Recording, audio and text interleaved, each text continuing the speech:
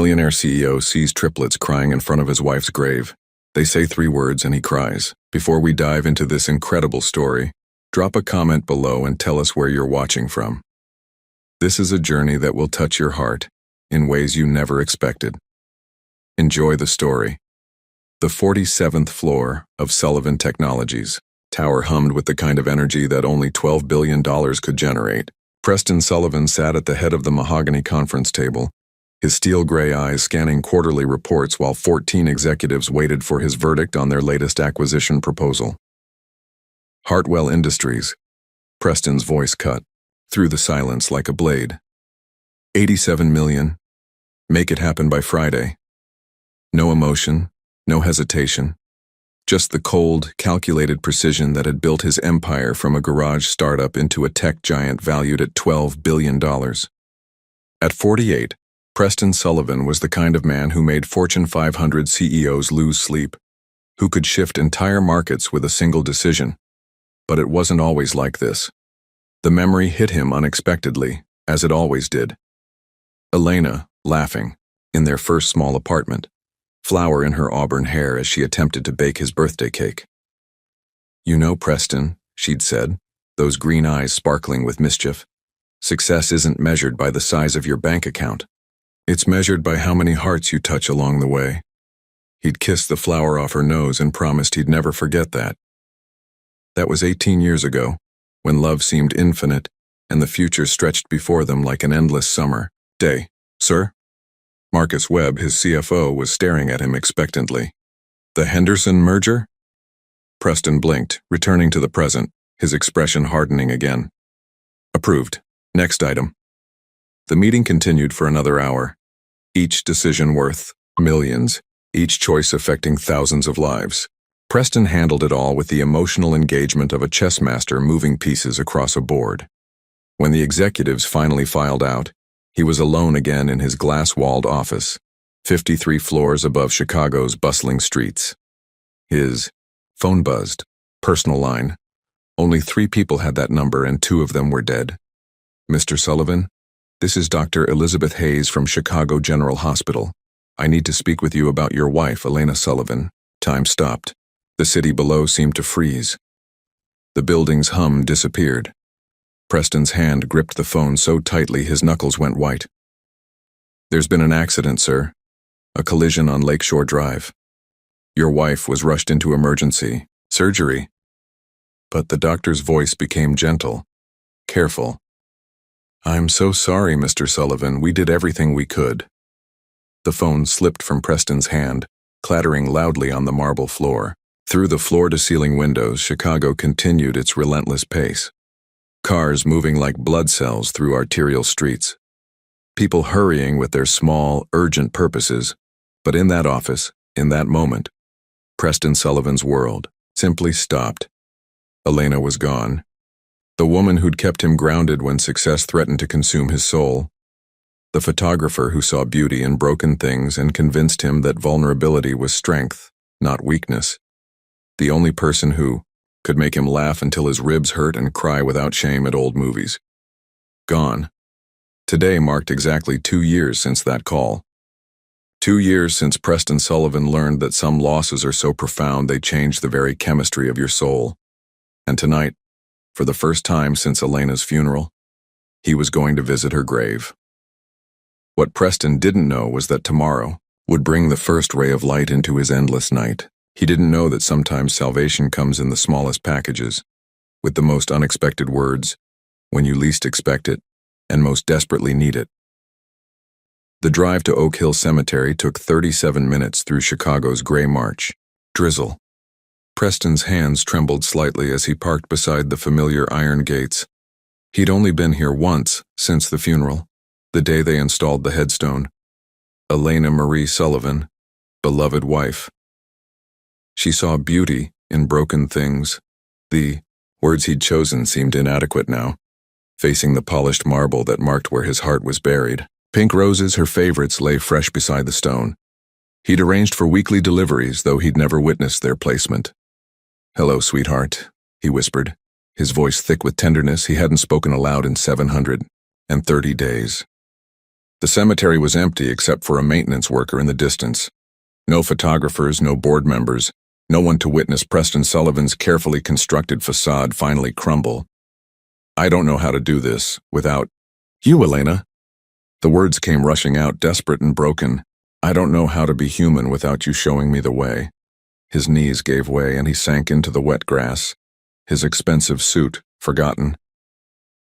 For the first time since that terrible phone call, Preston Sullivan wept. Not the controlled tears of a public figure, but the raw, devastating sobs of a man who'd lost his anchor in the storm. Everyone thinks I'm stronger now, he gasped between breaths. But I'm disappearing, Elena. Every day I become less of the man you loved. I don't know how to stop it. The rain began falling harder, mixing with his tears, washing away a year of accumulated numbness. In that moment, surrounded by silence and memory, Preston realized he was drowning. Not in water, but in his own inability to feel anything beyond loss. That's when he heard them. Soft footsteps on wet grass, hushed whispers carried by the evening breeze. Aunt Elena would have loved these, said a small voice filled with sincerity. Preston turned and saw 3 identical girls, perhaps 7 years old, approaching a grave 3 rows away. Each carried tiny bouquets of wildflowers, dandelions, clovers, and miniature daisies that looked like they'd been picked from roadside meadows. Their dark curls were damp from rain, and they wore matching yellow raincoats that seemed too big for their small frames. Triplets, Harper, Madison, and Skylar, though he couldn't tell which was which from this distance. Mommy said Aunt Elena is watching us from heaven, whispered one triplet, carefully placing her flowers on a weathered headstone. Do you think she can see these? Asked another. I think she sees everything, replied the third with the absolute certainty that only children possess. Preston should have left, should have given them privacy for their moment with their grandmother, but something kept him frozen in place watching these 3 little girls tend to their grief with such gentle acceptance. Then one of them noticed him. That man looks very sad, she whispered to her sisters, pointing at Preston with childhood's uninhibited frankness. The other triplets studied him with serious brown eyes. Very, very sad. They exchanged a look that seemed to communicate volumes, as triplets often do. Then, with determination that caught Preston completely off guard, they walked toward him. Are you visiting someone you love? Asked the first triplet, stopping at a respectful distance. Preston's throat tightened. Yes, my wife. We're visiting our Aunt Elena, explained the second triplet. She died 2 years ago, but Mommy says love doesn't die even when people do. Preston's world tilted. On its axis, he stared at the 3 innocent faces, his heart pounding with impossible recognition. You're Aunt Elena? He managed to whisper. The third triplet stepped forward and pointed directly at Elena's marble headstone. Our dear Aunt Elena, she used to call us every Sunday and send the most beautiful presents. She promised to visit us before. The little girl's voice trailed off, but her eyes remained fixed on Elena's grave with unmistakable love. Preston felt the earth shift beneath him. Elena had never mentioned nieces, never spoken of siblings, never. Girls Harper, Madison, Skylar. A woman's voice called from the parking lot, filled with panic. The triplets turned as a young woman with auburn hair, Elena's hair, came running. Toward them, her face flushed with embarrassment and something that looked like fear. I'm so sorry, she said breathlessly, reaching for the girls. We didn't mean to disturb you. Come on, girls, we need to go. But Preston couldn't speak, couldn't move, couldn't process what he'd just heard. Elena had a sister, Elena had nieces, and somehow he'd never known they existed. Preston couldn't sleep. The triplets' words echoed in his mind. Our dear Aunt Elena. How was it possible? Elena had told him she was an only child, orphaned at 16 with no living relatives. By 6 a.m., he was on the phone with Marcus Chen, the most discreet private investigator in Chicago. I need you to find everything about a woman named. Preston paused, realizing he didn't even know the mother's name. A woman with 3 daughters, triplets, about 7 years old. Auburn hair. Saw them at Oak Hill Cemetery yesterday evening. Give me 24 hours, Marcus replied.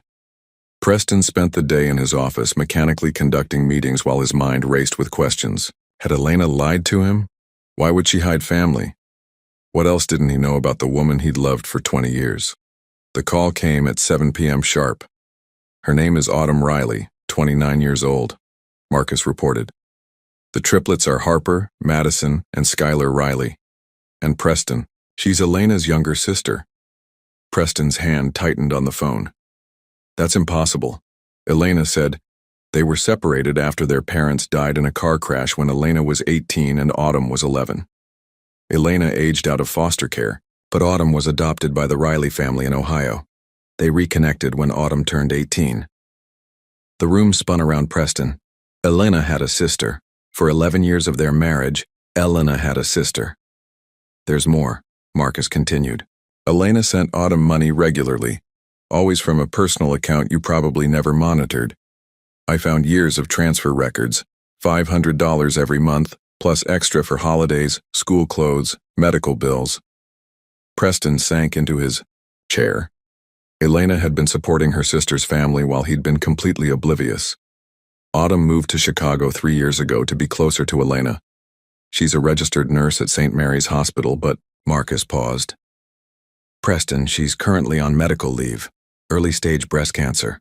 Started treatment 6 months ago. The words hit Preston like physical blows. Treatment? Is she... Prognosis is good with proper care, but she's struggling, financially. Working from home doing medical transcription to pay bills. The triplets think their Aunt Elena just went on a long trip. Autumn never told them she died. Preston closed his eyes, pieces falling into horrifying place. Elena had been secretly caring for her sister and 3 nieces. She'd carried this responsibility, this love, this worry, all while never breathing a word to him. The triplets knew Elena through weekly video calls. Marcus continued. Elena sent them birthday presents, Christmas gifts, even helped pay for their school supplies. To them, she was the magical aunt who lived in the big city and promised to visit someday. Why didn't Elena tell me? Preston whispered. I can only speculate, but based on the pattern, Elena was protecting them. Financial records show she increased support payments whenever your business faced difficulties. Maybe she was afraid that if you knew during tough times. Preston understood. Elena had protected her sister's family the only way she knew how, by keeping them separate from his world of corporate volatility and ruthless decisions. Where do they live? Small apartment in Lincoln Park. Autumn's exhausted her savings on medical bills. She's 3 months behind on rent. Preston hung up and stared out at the Chicago skyline. Elena had carried this secret for 11 years, loving and supporting a family he never knew existed. She'd built relationships, created bonds, made promises to 3 little girls who called her Aunt Elena, and waited for visits that would never come. The triplets didn't even know she was dead.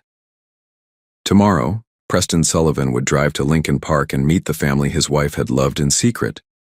He would look into the eyes of Elena's sister and try to understand why the woman he thought he knew completely had kept the most important part of her heart hidden from him.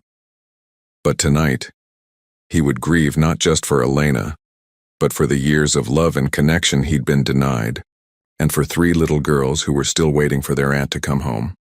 The Lincoln Park apartment building was nothing like Preston's world. Peeling paint, narrow hallways that smelled of old cooking and broken dreams. Unit 4B had a cheerful, welcome mat that looked worn but loved. Preston stood outside the door for 5 minutes, rehearsing words that seemed impossible to say. How do you explain to a dying woman that her sister's widower just discovered she existed? He knocked softly. The door opened to reveal Elena's face. Older, thinner, marked by illness. But unmistakably Elena's green eyes and auburn hair. Autumn. Riley wore a faded nursing uniform and a headscarf that couldn't quite hide her hair loss. Can I help you? She asked, voice cautious. My name is Preston Sullivan. I was married to Elena. Autumn's face went white. She gripped the doorframe for support. Elena's husband, oh God, she talked about you all the time. May I come in? Autumn nodded, stepping aside with obvious weakness. The small apartment was spotless but sparse. Medical bills covered. A tiny kitchen table where she'd been working on a laptop, transcribing doctor's notes for pennies per page. Uncle Preston! 3 voices shrieked in unison. The triplets came running from their shared bedroom, faces lighting up like Christmas morning. They threw themselves at Preston with the fearless affection of children who'd heard stories about someone special. Aunt Elena showed us your picture, Harper explained, bouncing on her toes. She said you were the smartest man in the whole world, Madison added, and that you make computers think. Schuyler finished, grabbing his hand. Preston knelt to their level, overwhelmed. These children knew him. Elena had shared their life together with her secret family. Girls, let Mr. Sullivan sit down, Autumn said softly, moving slowly to the couch. Preston could see the exhaustion in every movement, the way she favored her left side where chemo ports probably lived under her clothes. They don't know, Autumn whispered when the girls went to get him a drawing they'd made. About Elena. I couldn't. How do you tell 3 7-year-olds that the aunt they love is never coming to visit? Preston's throat tightened. When did you last speak to her? The day before she died. She was so excited about surprising you for your anniversary. She'd been planning it for months. Tears slipped down Autumn's thin cheeks. I keep waiting for her Sunday call. The girls keep asking when Aunt Elena is coming. The triplets returned with a crayon drawing of 4 stick figures holding hands under a rainbow. It's you and Aunt Elena and us, they announced proudly. Preston stared at the innocent artwork, seeing Elena's influence in every loving detail she'd shared about him with these children. Autumn, he said carefully, I want to help. Medical bills, rent, whatever you need. I can't accept charity, she replied, pride flickering in her tired eyes. It's not charity. Elena was supporting you. I should have been doing it all along. Autumn studied his face, searching for something. Why didn't she tell you about us? Preston considered lying, protecting Elena's memory. But these weren't Elena's secrets anymore. I think she was protecting you from my world. Business can be brutal, unpredictable. Elena kept you safe the only way she knew how. Uncle Preston. Schuyler climbed into his lap with startling trust. Are you going to stay for dinner? Mommy makes really good grilled cheese. Looking into 3 hopeful faces, Preston Sullivan felt something he hadn't experienced in 2 years. The desperate desire to protect someone other than himself. I'd love to stay, he said, and meant it more than any business deal he'd ever closed.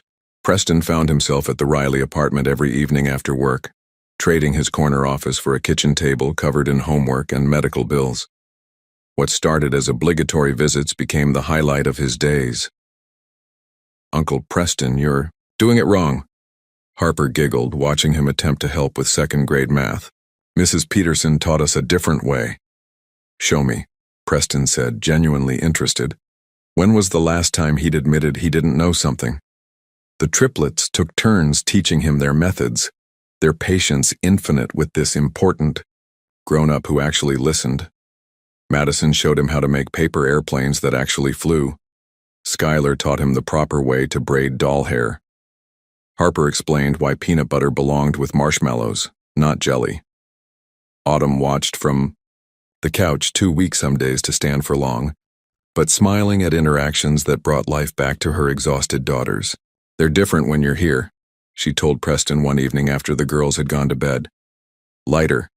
They've been carrying worry about me, trying to be little adults. With you, they remember how to be children. Preston was learning too. How to read bedtime stories with proper character voices. How grilled cheese could taste better than 5-star restaurant meals when shared with people who mattered. How 3 small girls could make him laugh harder than any corporate victory ever had. Tell us about Aunt Elena when she was little, Schuyler demanded during their nightly story time. She wasn't little when I met her, Preston admitted. But she told me stories. He found himself sharing Elena through the triplets' memories, seeing his wife through their innocent eyes. Elena, who sent birthday videos singing off-key.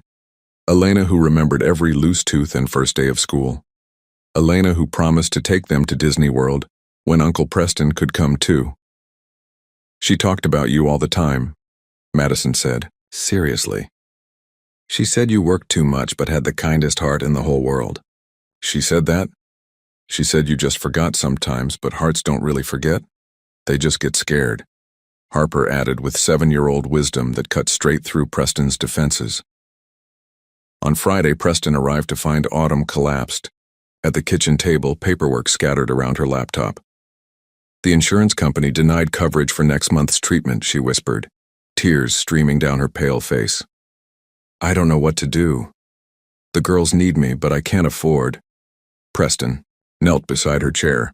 Autumn, look at me. You're not doing this alone anymore. I can't let you pay my medical bills. You're not letting me do anything. Elena would have handled this. I'm just continuing what she started. That weekend, Preston made phone calls that had nothing to do with business acquisitions. Private oncologists, insurance appeals, experimental treatments. For the first time in years, his wealth felt purposeful. Monday morning brought a breakthrough. Autumn's treatment was fully covered through a medical grant Preston had quietly established. The triplets bounced around their apartment celebrating that Mommy's medicine was free now. Uncle Preston fixed it, they announced to everyone who'd listen. But Preston was learning that some things couldn't be fixed with money, like the way Madison had nightmares about losing her mother. How Harper hoarded food in her backpack just in case. How Skylar asked every night if he was coming back tomorrow. These weren't problems he could solve with acquisitions or hostile takeovers. These required presence, patience, and something Preston had forgotten he possessed. An endless capacity to love. You know, Autumn said one evening, watching him help with bath time. Elena used to say you'd make an amazing father someday. Preston paused, Madison's small hand trusting in his as he helped her from the tub. She was right, Autumn continued softly. You just needed the right children to show you how. Victor Kane had been watching Preston Sullivan for 3 weeks and he didn't like what he saw. The man who'd built Sullivan Technologies through ruthless precision was leaving meetings early, declining profitable acquisitions and making decisions that prioritized ethical considerations over bottom lines. The Brennan Industries deal alone would net us $400 million, Victor said during their Tuesday strategy meeting, his voice carefully controlled. Yet you're rejecting it because of potential job losses? Preston didn't look up from the contract. He was reviewing. 45,000 families losing their income isn't acceptable collateral damage, Victor. Victor exchanged glances with other board members. 3 months ago, Preston would have signed that deal without blinking. Now he was concerned about feelings. Preston, might I suggest you're letting personal circumstances cloud your business judgment? Victor's tone carried just enough concern to sound caring while planting doubt. My judgment is fine. Find me deals that create jobs, not eliminate them. After Preston left early, again to help with homework, Victor lingered in the conference room with Patricia Hayes and Thomas Crawford, 2 senior board members. Gentlemen, I'm concerned, Victor began, his voice heavy with false worry.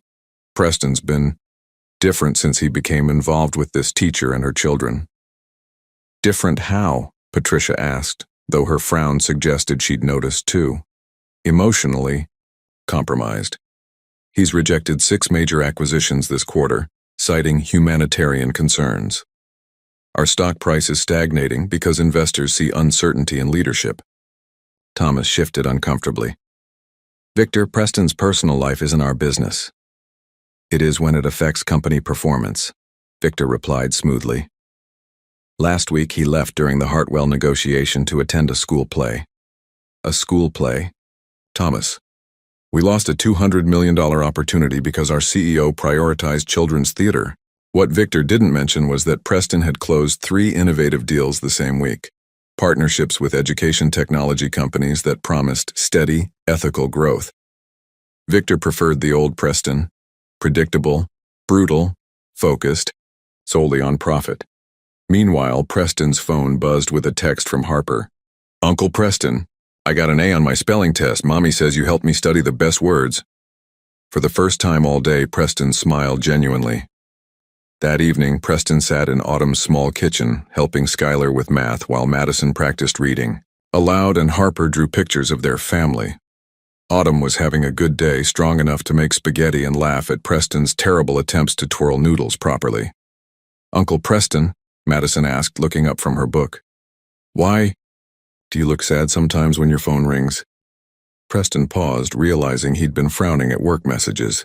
Sometimes adults have to deal with people who don't understand what's really important. "What's really important?" Skylar asked, abandoning her math worksheet.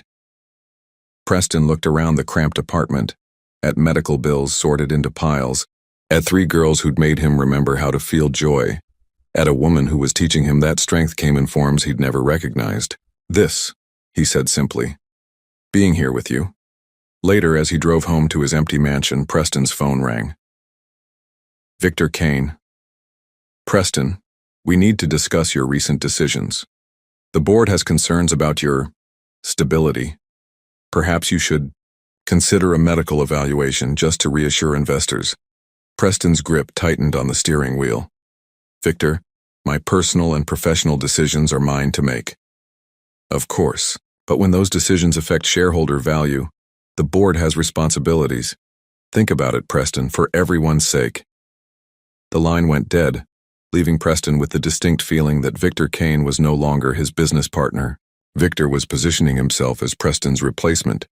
But as Preston thought about Harper's proud smile over her spelling test, Madison's trust when she asked him to check for monsters under her bed, and Skylar's certainty that he would always come back tomorrow, he realized something had fundamentally changed.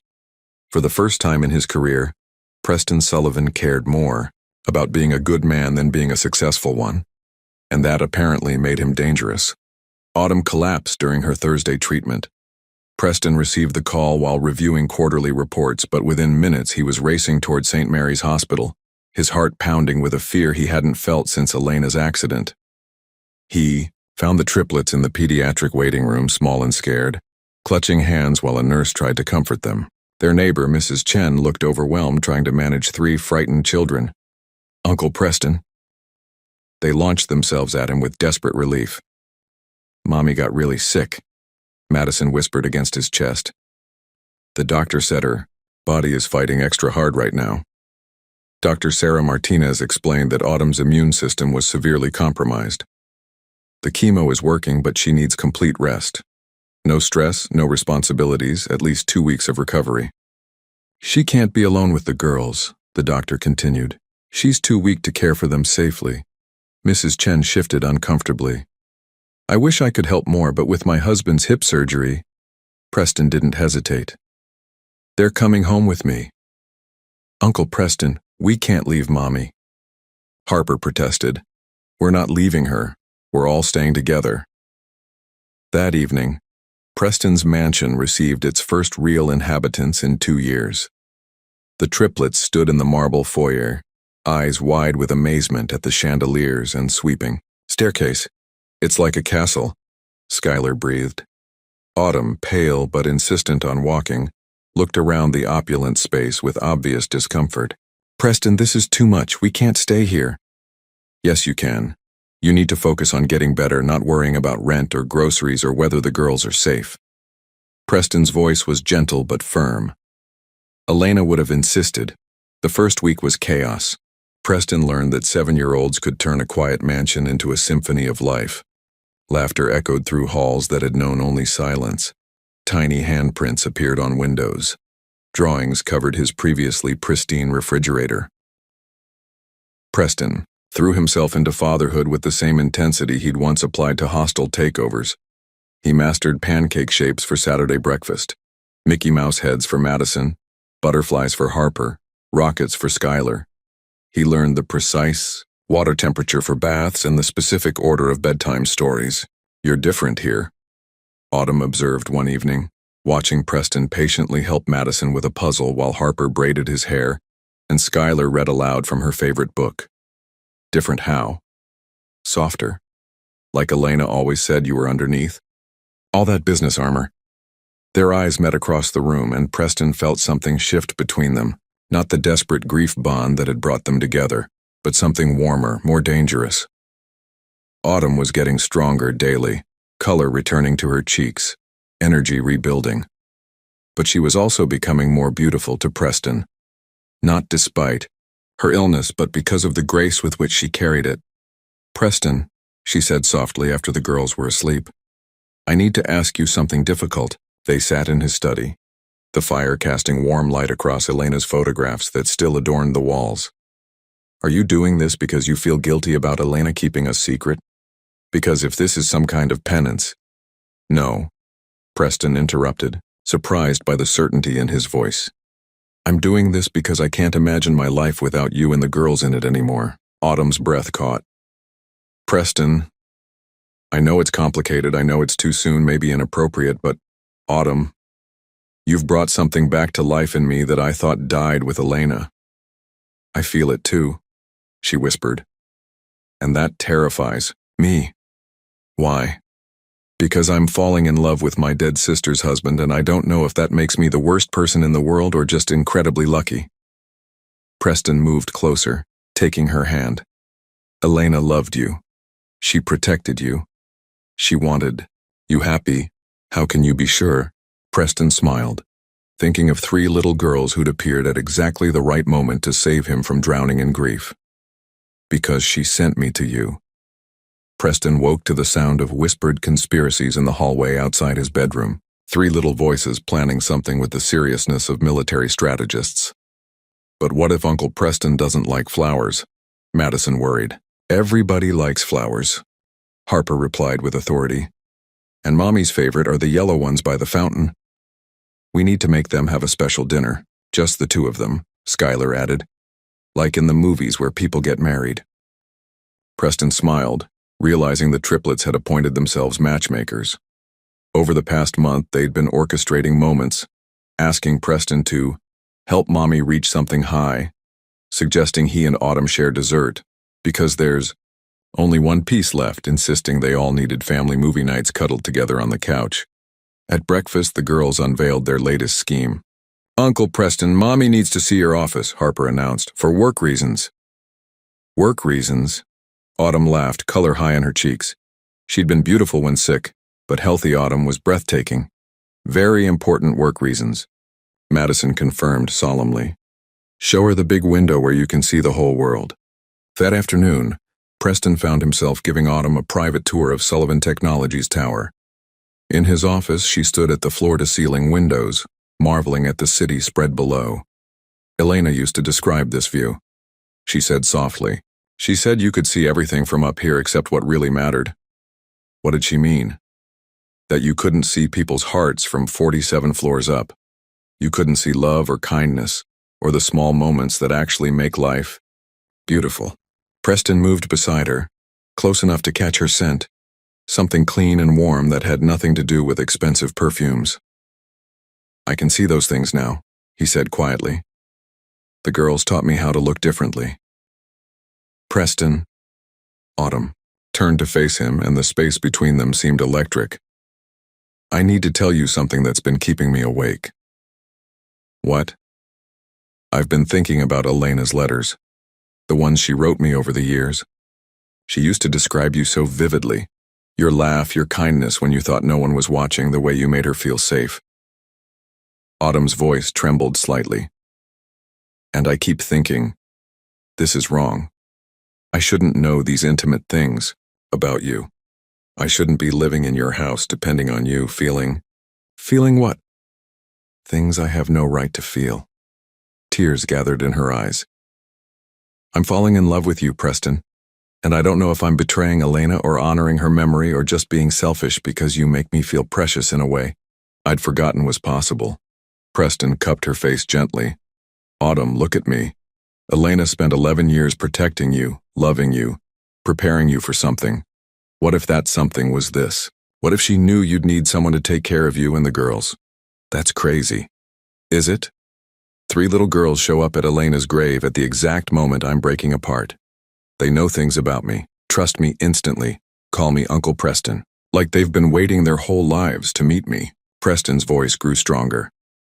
"Elena always believed in signs, in destiny. Maybe we are hers." I'm scared, Autumn whispered. Of what? Of loving you so much that I forget how to protect myself. Of the girls getting attached and you changing your mind. Of people saying I'm using you or you're replacing Elena with someone convenient. Preston stepped closer. Are you using me? No. Am I trying to replace Elena with you? I don't think so. Then we're two people who found something real in the middle of something tragic. Elena would want us to be happy, Autumn. She'd want the girls to have a father and you to have someone who sees how extraordinary you are. Autumn searched his eyes. How can you be so sure? Because she loved us both. And love doesn't end with death. It just changes form. Maybe it becomes the courage to love again. The moment stretched between them, full of possibility and fear and hope. Preston, Autumn said finally, if we do this, if we try to build something, together, promise me it won't be about guilt or obligation or filling Elena's place. It won't be. This is about you, Autumn Riley. About the woman who raised 3 incredible daughters while fighting for her life. About someone who taught me that strength doesn't look like what I thought it did. And if I promise you the same, that this isn't about gratitude or security or finding the girls a father figure, then maybe we have something worth fighting for. Their first kiss tasted like tears and hope, and the beginning of something neither had expected to find. Preston called an emergency board meeting for Friday morning, but this time the agenda had nothing to do with acquisitions or quarterly earnings. He stood at the head of the conference table, looking at faces that had grown increasingly skeptical of his leadership over the past 3 months. I'm announcing the creation of the Elena Sullivan Foundation, Preston began, clicking to his first slide. Initial funding, $500 million. The room erupted in murmurs. Victor Kane's face went white then red. The foundation will focus on supporting single mothers with serious medical conditions, providing childcare, medical coverage, and educational resources for their children. Preston, Patricia Hayes interrupted carefully. $500 million is substantial. What's the business rationale? There isn't one. This is about legacy, not profit. Victor leaned forward, his voice tight with controlled anger. You're talking about giving away a significant portion of company assets for a personal project. I'm talking about using my personal wealth to honor my wife's memory and support families like the one she protected in secret. Preston's voice carried quiet authority. Furthermore, I'm stepping back from day-to-day operations. Janet Chen will assume CEO responsibilities while I focus on the foundation and strategic oversight. The silence was deafening.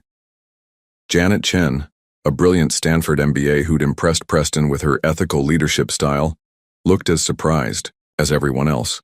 Sir, I'm honored, but this is incredibly sudden, Janet managed. It's not sudden, it's overdue. This company needs leadership that sees beyond quarterly profits to sustainable impact. Victor stood abruptly. Preston, I need to speak with you privately. Anything you have to say can be said here. Fine. Victor's composure cracked completely. You're destroying everything we built, rejecting profitable deals, giving away millions, promoting someone with 5 years' experience over senior partners who've earned their positions. Senior partners like you? I've been your right hand for 15 years. I've made you billions, and now you're throwing it away for some fantasy of domestic happiness with a gold-digging nurse and her children. The room went deadly quiet. Preston's expression became ice-cold, the same look that had intimidated Fortune 500 CEOs for decades. Careful, Victor. Autumn Riley is worth more than this entire company. If you suggest otherwise again, you won't have a position to complain about. Victor's face flushed darker. This is insanity. The board won't stand for this emotional instability. The board, Preston said calmly, will adapt to new leadership, or they'll find new positions elsewhere. After the meeting, Preston drove straight to the mansion, where he found Autumn helping the triplets with art projects in the sunroom. Crayon drawings covered every surface, pictures of their new family, with stick figures labeled Daddy Preston, Mommy, and 3 smiling girls. How did it go? Autumn asked, noting his expression. Victor's going to be a problem, but that's not why I'm here. Preston knelt beside the art table. Girls, I need to ask you something very important. Three faces turned to him with absolute attention. How would you feel if I asked your mom to marry me? The explosion of excitement was immediate. Harper launched herself into his arms. Madison started jumping, and Skylar clapped so hard her hands must have hurt. Does that mean you'll be our real daddy? Madison asked breathlessly. I'm already your real daddy in every way that matters. This would just make it official. That evening, Preston took Autumn to Elena's grave. The triplets insisted on coming, carrying flowers they'd picked from the mansion's garden. Elena, Preston said softly, kneeling beside the familiar headstone. I want to ask your permission for something. Autumn's eyes filled with tears as Preston produced a simple platinum ring, not the elaborate diamond he'd given Elena, but something clean and modern, and entirely suited to Autumn's practical beauty. Autumn Riley, Preston said, his voice strong and clear. You brought me back to life when I thought I'd never feel whole again. You taught me that love multiplies when it's shared, that family isn't just about blood, and that the best parts of Elena live on in the love we give each other. Preston, Autumn whispered, will you marry me? Will you let me spend the rest of my life being worthy of you and these incredible girls? Through her tears, Autumn nodded. Yes. Yes, absolutely yes. As Preston slipped the ring onto her finger, he felt Elena's presence like a warm breeze, not saying goodbye, but giving them her blessing for a love that honored her memory by embracing life again. The triplets cheered, already planning their dresses and flowers and whether they could have 2 cakes at the wedding. But 60 miles away, Victor Kane was making phone calls to board members, planting seeds of doubt about Preston's mental stability, and drafting a plan to seize control of Sullivan Technologies before his former partner could destroy everything they'd built. Victor Kane had been planning his coup for 3 weeks, ever since Preston's disastrous board meeting. The man who'd built Sullivan Technologies into a $12 billion empire was now playing house with a nurse and her children, making decisions, with his heart instead of his head. Gentlemen, Victor addressed the private gathering in his penthouse office. We have a fiduciary responsibility to our shareholders.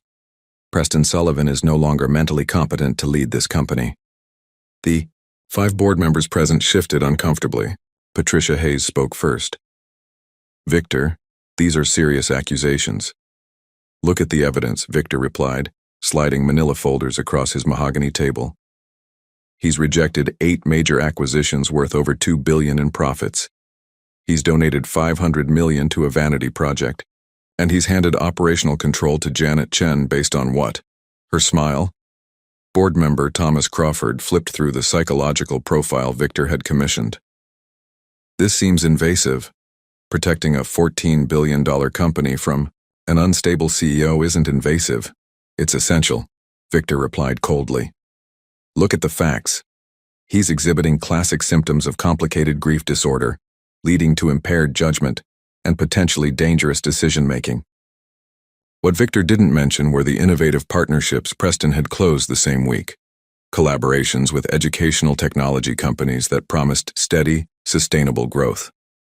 Victor preferred the old Preston, predictable, ruthless, focused solely on maximizing quarterly returns.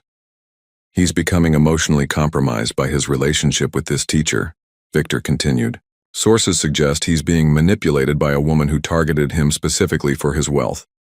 The next morning, Chicago's financial press exploded with carefully leaked information. The Wall Street Journal ran a devastating piece.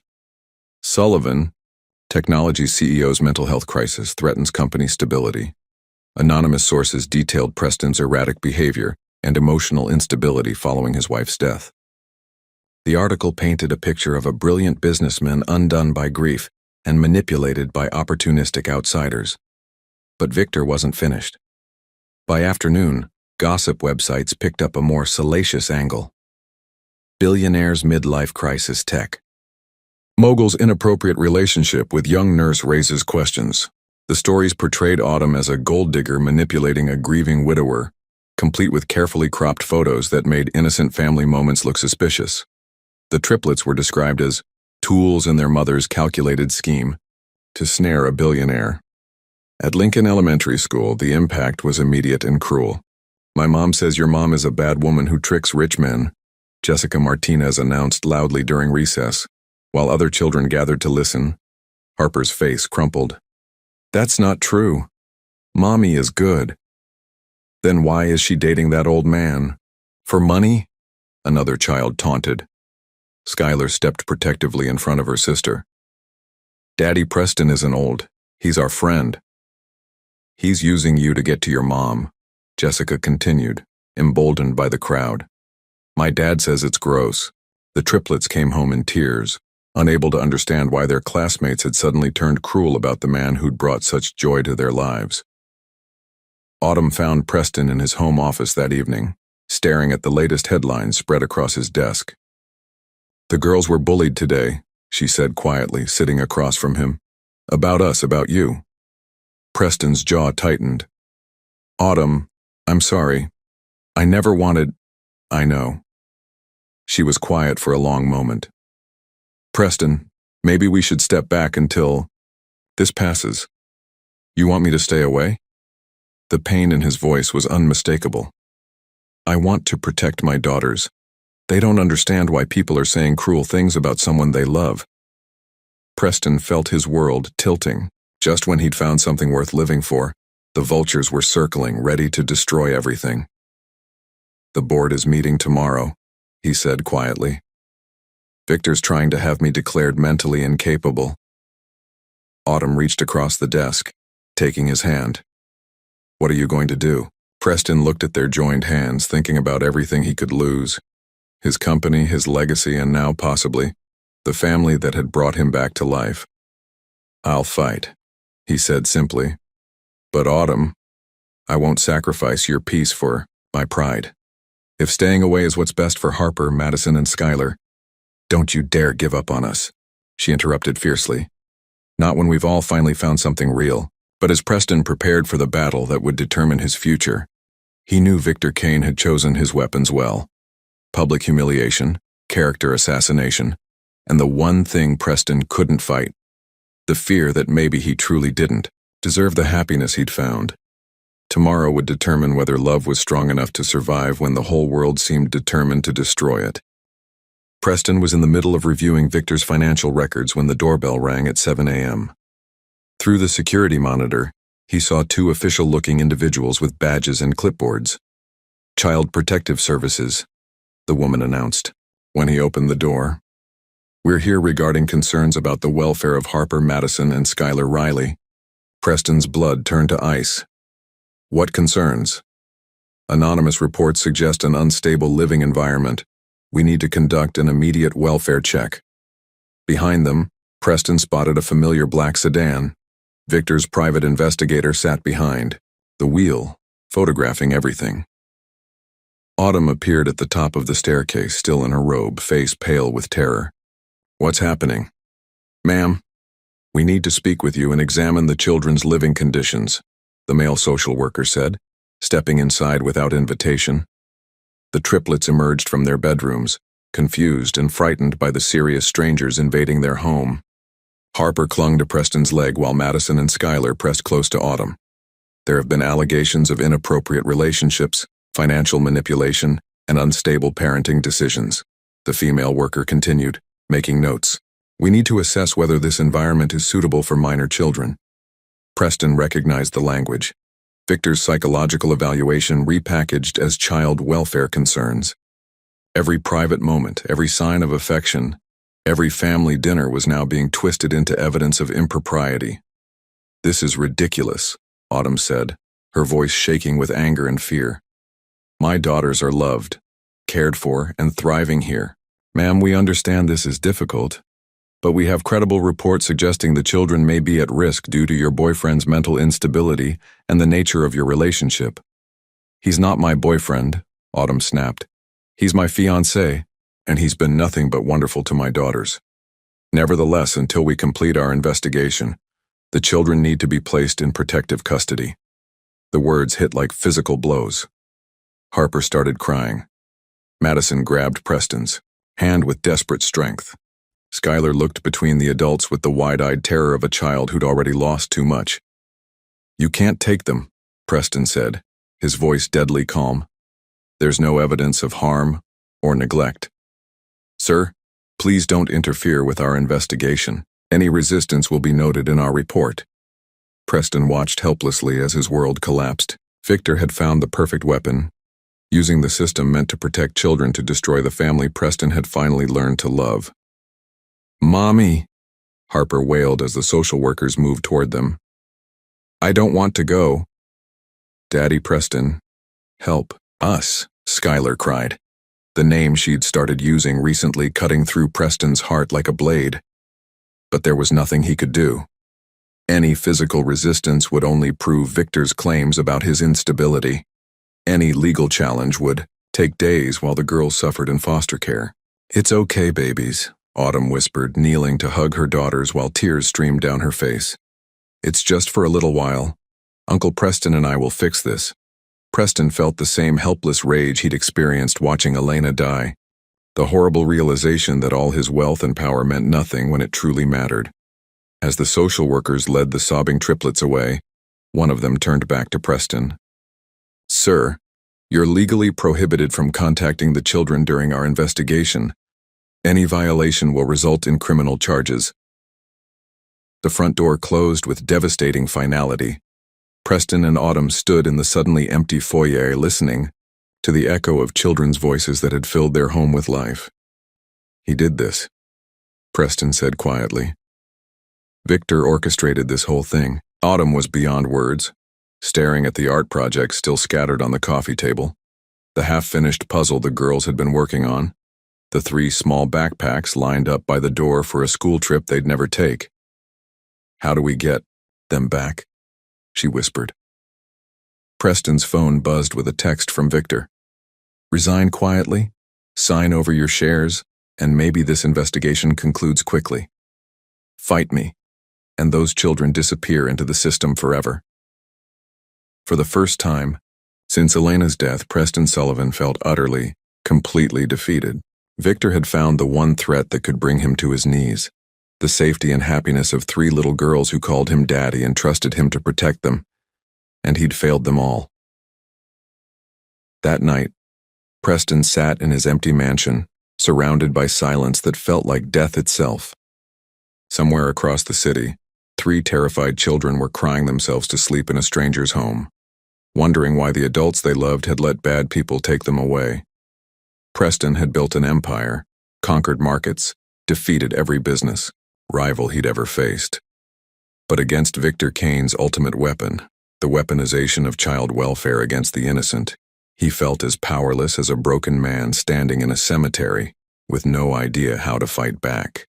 Preston Sullivan had spent 3 sleepless nights pacing his empty mansion, but by Thursday morning, something had changed. The broken man was gone, replaced by the strategic predator who'd built a $12 billion empire. He called Marcus Chen, his private investigator, at dawn. "Marcus, I need everything on Victor Kane. Financial records, phone logs, meeting schedules, personal relationships. I don't care what it costs or how many people you need to hire. How deep do you want me to go?" "Deep enough to bury him." By noon, Preston had assembled a war room in his home office. 3 computer screens displayed financial data, communication, logs, and a timeline of Victor's actions over the past 6 months. What emerged was a pattern of calculated manipulation that made Preston's old corporate ruthlessness look like child's play. Marcus arrived with boxes of evidence. "Victor's been planning this takeover for months. Look at these phone records. Calls to board members, meetings with your competitors, payments to that social worker who initiated the CPS investigation." Preston studied the documents with laser focus. "He's been systematically undermining confidence in my leadership while positioning himself as the stable alternative. It gets worse. Victor's been shorting Sullivan Technologies stock through shell companies. He profits every time he damages your reputation. Show me everything." The evidence was damning. Victor had leaked confidential information to competitors, manipulated quarterly reports to make Preston's decisions look financially irresponsible, and even paid journalists to plant negative stories about Preston's mental instability. But the smoking gun was a recorded phone call between Victor and the CPS investigator, discussing how to expedite the removal process for maximum psychological impact. He weaponized child protection services for a corporate takeover. Preston said quietly, his voice carrying the cold fury that had once terrified Fortune 500 CEOs. Friday's emergency board meeting felt like a trial. Victor sat at the opposite end of the conference table, confident and composed, surrounded by allies who believed Preston was too emotionally compromised to lead. "Gentlemen, ladies," Victor began, "we're here because Preston Sullivan's personal crisis has become a corporate liability. His erratic decisions, public embarrassment, and obvious manipulation by opportunistic outsiders have damaged our company's reputation and stock price." Preston listened without expression, letting Victor hang himself with overconfidence. "I propose a vote of no confidence," Victor continued. "Preston should step down immediately for medical evaluation, while I assume interim leadership to stabilize operations." "Are you finished, Victor?" Preston asked calmly. "I believe the evidence speaks for itself." Preston smiled, the same predatory expression that had preceded every major acquisition of his career. "You're right. The evidence does speak for itself." He activated the wall screen, displaying financial records that made several board members gasp. "Victor Kane has been systematically embezzling company funds through shell corporations for 18 months, Preston announced. "He's shorted our stock while spreading false information to drive down prices, profiting from the instability he created." Victor's face went white. "That's impossible. Here are the bank transfers. Here are the communication logs showing coordination with our competitors. And here," Preston clicked to the next slide, "is a recorded conversation between Victor and a CPS investigator discussing how to fabricate child endangerment claims for maximum psychological impact on me." The room erupted in shocked murmurs. Patricia Hayes studied the documents with growing horror. Victor used child protection services as a weapon in a corporate takeover. Preston continued, his voice gaining strength. 3 innocent children are sitting in foster care right now because this man wanted my job. "This is fabricated evidence," Victor protested, but his voice lacked conviction. "I've already turned copies over to the FBI," Preston said calmly. "Financial fraud, stock manipulation, conspiracy, and abuse of government services. The charges should be filed by Monday." Thomas Crawford leaned forward. "Preston, this evidence is overwhelming. How did we miss this?" "Because Victor's good at what he does. He's been planning this for months, betting that grief would make me weak and careless." Preston's eyes fixed on Victor. He was wrong. Victor gathered his papers with shaking hands. "This isn't over, Preston." "Yes, it is," Preston replied. "Security will escort you out. Your company assets are frozen pending federal investigation. And Victor, those children you terrorized? I'm going to make sure every newspaper in Chicago knows exactly what you did to them." As Victor was led away, Preston felt the familiar satisfaction of a perfectly executed victory. But this time, it wasn't about market dominance or quarterly profits. It was about bringing 3 little girls home. The call came at 6 a.m. Monday morning. "Mr. Sullivan, this is Director Sarah Martinez from Child Protective Services. Based on new evidence that's come to light regarding false allegations, we're immediately returning Harper, Madison, and Schuyler, Riley to your custody." Preston's hands shook as he gripped the phone. "How soon?" "We can have them ready for pickup in 2 hours. Mr. Sullivan, I want to personally apologize. The manipulation of our system to harm these children is unconscionable." Preston found Autumn in the kitchen, staring at 3 empty cereal bowls she'd automatically set out from habit. When he told her the news, she collapsed into his arms, sobbing with relief so profound it seemed to come from her very soul. "They're coming home," he whispered against her hair. "Our girls are coming home." At the CPS office, Preston barely maintained his composure when he saw them. 3 small figures, huddled together on a bench, wearing the same clothes they'd been taken in 4 days ago. Harper's eyes were red from crying. Madison clutched a stuffed animal someone had given her. Skylar looked smaller, more fragile than he'd ever seen her. Daddy Preston. They launched themselves at him with desperate relief, small arms wrapping around him like they'd never let go. "I'm sorry," he whispered over and over. "I'm so sorry, I should have protected you better." "We knew you'd come get us," Harper said solemnly. "We told the nice lady that our daddy always keeps his promises." The drive home was quiet except for occasional sniffles and whispered reassurances. The triplets pressed close to Preston and Autumn in the back seat, as if physical distance might somehow separate them again. At the mansion, Preston carried all three girls over the threshold together, a tradition he improvised on the spot that made them giggle for the first time in days. "Are we safe now?" Madison asked quietly that evening as Preston tucked them into bed. "You're safe," he promised. "The bad man who tried to hurt our family is gone forever. I won't let anyone take you away again." "Promise," Skylar whispered. "I promise. You're my daughters now in every way that matters. Nothing will change that." That weekend, Preston made another decision that would have shocked his old business associates. He called a press conference, not about corporate strategy or acquisitions, but about family. Victor Kane used Child Protection Services as a weapon in a hostile takeover attempt, Preston announced to the gathered reporters. 3 innocent children were traumatized because a man wanted control of my company. That ends now. He looked directly into the cameras. I'm stepping down as CEO of Sullivan Technologies to focus on what really matters. Being a father and husband. Success isn't measured by quarterly profits. It's measured by the love you give and receive. 2 weeks later, the wedding took place in the mansion's garden. Not the elaborate society event Preston's wealth could have afforded, but something intimate and meaningful. Autumn wore a simple white dress that complemented her natural beauty. The triplets served as flower girls, scattering rose petals with solemn concentration. Judge Patricia Chen, Marcus's aunt and longtime family friend, officiated the ceremony. "Preston," Judge Chen said, "do you take Autumn as your wife, promising to love her daughters as your own and to honor Elena's memory by building a family filled with joy and purpose?" "I do," Preston said, his voice steady and sure.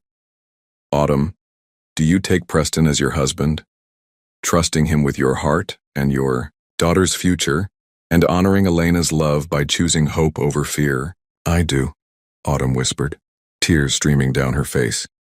When they were pronounced husband and wife, the small gathering of friends and Janet Chen's team erupted in applause. But the moment that would be remembered forever came next. Madison stepped forward with the microphone flanked by her sisters. "Excuse me, everyone," she announced with 7-year-old confidence. "We want to say something important." The 3 girls beamed at the gathered adults. "Now we have the best family ever," Harper declared. "We have Daddy Preston here with us, and Aunt Elena watching from heaven, and Mommy who's all better, and each other." "That means we're extra lucky," Skylar added, making half the gathering reach for tissues. As the reception continued into the evening, Preston found himself in conversation with Dr. Martinez, who'd become a friend through Autumn's treatment. "You?" "No," she said, watching the triplets play with children from their school. "Elena would be proud of what you've built here." Preston smiled, thinking of his first wife's belief in signs and destiny. "She sent them to me. I'm sure of it." "How can you be so certain?" "Because she knew I'd need them as much as they'd need me. Elena always said love multiplies when it's shared." She was right. As the night wound down and the girls finally fell asleep, exhausted from celebration, Preston stood in his study looking at Elena's photograph. But for the first time, the sadness was tempered by gratitude. "Thank you," he whispered to the image, "for loving them, for protecting them, for leading me to them when I needed saving." Tomorrow would bring new challenges, new joys, new adventures as a family. But tonight, Preston Sullivan finally understood what Elena had tried to teach him, years ago, that the greatest fortune isn't what you accumulate but what you're willing to give. 1 year later, the Sullivan family had settled into rhythms that would have seemed impossible to Preston just 3 years before.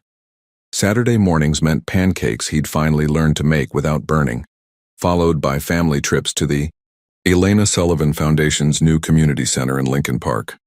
The foundation had grown beyond Preston's wildest expectations. What started as a way to honor Elena's memory had become a lifeline for hundreds of families across the Midwest. Single mothers received medical support, children attended after-school programs, and families found resources they'd never known existed. "Daddy Preston, look," Madison called from the center's music room, where she was teaching a younger child how to play a simple melody on the piano. At 8 years old, all three girls had become natural mentors to newer families entering the program. "She's a natural teacher," Autumn observed, joining Preston in the doorway. At 6 months pregnant with their first child together, she glowed, with health and happiness that still took Preston's breath away. "Wonder where she gets that?" Preston smiled, wrapping his arms around his wife from behind, his hands resting on the gentle curve where their son or daughter was growing. Harper and Skylar burst through the hallway leading a group of children in an impromptu game of tag. The community center buzzed with the energy of families finding hope, resources, and most importantly, connection with others who understood their struggles. "Mr. Sullivan?" A quiet voice interrupted his thoughts. Preston turned to see David Martinez, a recent widower whose wife had died in a car accident 6 months ago, leaving him with 2 young sons. "David, how are you holding up?" "Better, thanks to the counseling group. But I wanted to ask, my boys keep asking about that playground you mentioned, the one where kids can play while parents attend support meetings." Preston smiled. "Construction starts next month. It'll have equipment for all ages, plus a memorial garden where families can plant flowers for loved ones they've lost." David's eyes filled with tears. Maria would have loved that. She always said playgrounds were where children learned to dream again. After David walked away, Autumn squeezed Preston's hand. "You know what Elena would say if she could see this?" "What?" "That you finally figured out what she was trying to teach you all along. That success isn't about what you build for yourself. It's about what you build for others." That evening, as Preston helped the girls with homework at their kitchen table, his phone rang. Janet Chen, now thriving as CEO of Sullivan Technologies. "Preston, I wanted to update you on the quarterly numbers. We're up 18%, and employee satisfaction is at an all-time high since we implemented the family-friendly policies." "That's wonderful, Janet. You've exceeded every expectation. Actually, I have a favor to ask. There's a tech entrepreneur in Denver, brilliant guy, but he's been making some questionable decisions since his wife died last year. Hostile takeovers, mass layoffs, the kind of stuff you used to, well, before you found your family." Preston understood immediately. "You want me to talk to him? His board is considering intervention. But maybe what he needs isn't a corporate consultant. Maybe he needs someone who's been where he is."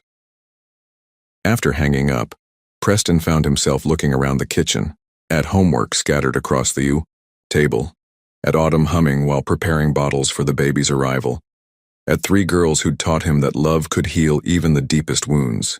"Autumn," he said quietly, "how would you feel about a trip to Denver? There's someone I think I might be able to help." She looked up from her planning notebook, understanding immediately. Another lost soul who needs to remember how to be human? Something like that. The girls would love a family adventure, and Preston? She moved closer, her hand resting on his chest. "Elena would be proud of the man you've become, using your gifts to heal instead of destroy." As Preston tucked the triplets into bed that night, Skylar asked her usual question. "Daddy Preston, tell us again how you found us." "I was lost," he said, sitting on the edge of Harper's bed while all 3 girls listened. "Very sad and very lost. But then 3 very special girls appeared at exactly the right moment and reminded me that love doesn't end. It just grows into something new. And now you help other sad people remember that too," Madison added sleepily. "That's right, sweetheart, because that's what families do. We take care of each other and then we help others learn to take care of each other too." As he turned off their light, Preston reflected on the journey that had brought him here. From a broken man grieving alone, in a cemetery, to a father, husband, and beacon of hope for other families in crisis, Tomorrow he would fly to Denver to meet another grieving widower who'd lost his way. Someone who probably measured success in stock prices and market dominance, just as Preston once had. Someone who needed to learn that sometimes salvation comes in the smallest packages, with the biggest hearts, when you least expect it and most desperately need it. 3 years after finding love in a cemetery, Preston Sullivan stood in another graveyard, this time in Denver, watching a man who looked exactly like he once had, broken, alone, and drowning in grief. Michael Torres, CEO of Torres Innovations, knelt beside a fresh grave marker, his expensive suit wrinkled, his hands shaking as he placed white lilies on the stone. His wife Sophia had died 2 months ago in a climbing accident, leaving him with a 7-year-old daughter he barely knew how to parent, and a company he was systematically destroying through ruthless decisions born from pain. Preston approached, slowly, recognizing the dangerous emptiness in Michael's eyes, the same emptiness that had nearly consumed him before 3 little girls changed everything. "She must have been very special," Preston said gently, stopping a respectful distance away. Michael looked up, his face a mask of defensive anger. "Do I know you?" "Preston Sullivan. I lost my wife 3 years ago."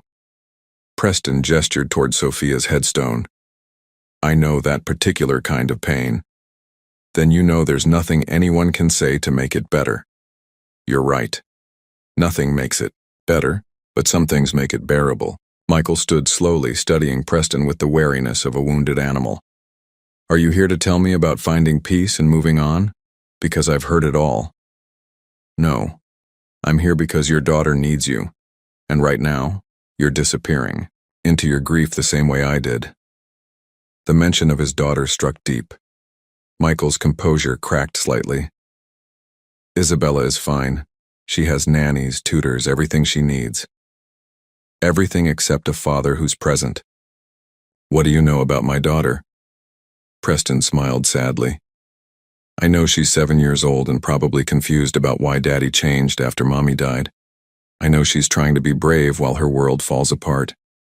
And I know that right now, you see her pain as a reminder of your own loss instead of a reason to heal." Michael's hands clenched into fists. "You don't know anything about my situation. 3 years ago I was you, successful, wealthy, and completely dead inside. I was making terrible business decisions, pushing away everyone who cared about me, and honestly, I was waiting to die." "What changed?" Preston pulled out his phone, showing Michael a recent photo. 3 beaming 8-year-old girls with their arms around a pregnant Autumn, all of them laughing at something Preston had said behind the camera. "I found them, or they found me. 3 little girls who'd lost people they loved, just like Isabella has. They taught me that grief doesn't have to be the end of love, it can be the beginning of a different kind of love." Michael stared at the photo. "Your children?" "Not biologically, but in every way that matters, yes. Their mother was dying when I met them. I thought I was helping them, but they saved me." "How?" Preston sat on a nearby bench, and after a moment, Michael joined him. "They showed me that healing doesn't mean forgetting. It means loving what you had so much that you're willing to love again." "Sophia and I were supposed to have more children," Michael whispered. "She wanted a big family. Now Isabella will be alone. She doesn't have to be. There are families everywhere who need what you can give. Children who need father figures, single mothers who need support, communities that need leaders who understand loss." Preston stood up, extending his hand. "Michael, I'm going to give you my contact information, not because I want anything from you, but because 3 years ago, someone could have talked to me in this cemetery, and maybe I wouldn't have wasted so much time drowning in my pain." Michael took the card, reading it slowly. "Why are you really here?" "Because my wife Elena believed in signs, in people being placed in each other's paths for a reason. Maybe I'm supposed to tell you that love doesn't end with death. It just transforms into something that can heal the world." That evening, Preston called Autumn from his hotel room. "How are my girls?" "Missing their daddy terribly. Harper wants to know if you found another sad person to help." "Maybe. We'll see."